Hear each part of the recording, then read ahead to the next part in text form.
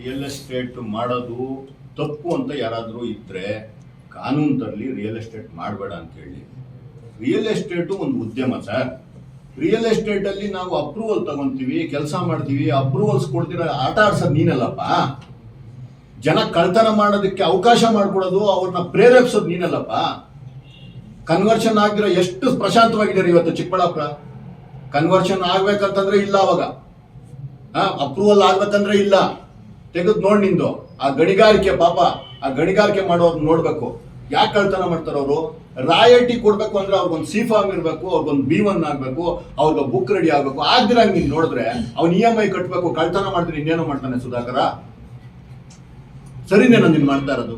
ಆ ಜನಗಳ ಶಾಪ ನಿಮ್ಗೆ ಇರುತ್ತಾನೋ, ನಿಮ್ಗೆ ಬಿಡ್ತದೇನೋ? ಎಷ್ಟು ಜನಗಳ ಶಾಪ ಕಾಣಲ್ಲ. ಪ್ರೈಮ್ ಮಿನಿಸ್ಟರ್ಗೆ ನೀನು ಕಾಂಗ್ರೆಸ್ ಅಲ್ಲಿ ಇದ್ದಾಗೆ ನಾನು ಲೆಟರ್ ಬರ್ದಿದ್ದೀನಿ, ಬೇಕಾದ್ರೆ ಇವಾಗ ತೆಗೆದು ತೋರಿಸ್ತೀನಿ. ತಾಳಿ ಸರ ಹಣ ಇಟ್ಟವ್ರೆ ಅಂತ ಬರ್ದಿದ್ದೀನಿ ನಾನು, ಬೇಕಾದ್ರೆ ಮೇಲ್ ತೆಗೆದು ತೋರಿಸ್ತೀನಿ ನಿಂಗೆ. ಜನಗಳ ಪರ ನಾನು. ಕೆಟ್ಟ ಕೆಲಸ ಮಾಡಿ ಬದುಕಬೇಕಾಗಿಲ್ಲ. ರಿಯಲ್ ಎಸ್ಟೇಟ್ ಅಲ್ಲಿ ನಾನು ದುಡ್ಡು ಮಾಡಿ ತಗೊಂಡೋಗಿ ವಿಜೇಂದ್ರ ಅವ್ರು ಕೊಡಕ್ಕೆ, ವಿಜೇಂದ್ರ ಅಣ್ಣ ನಂಗೆ ಪರಿಚಯನೇ ಇಲ್ಲ ರೀ.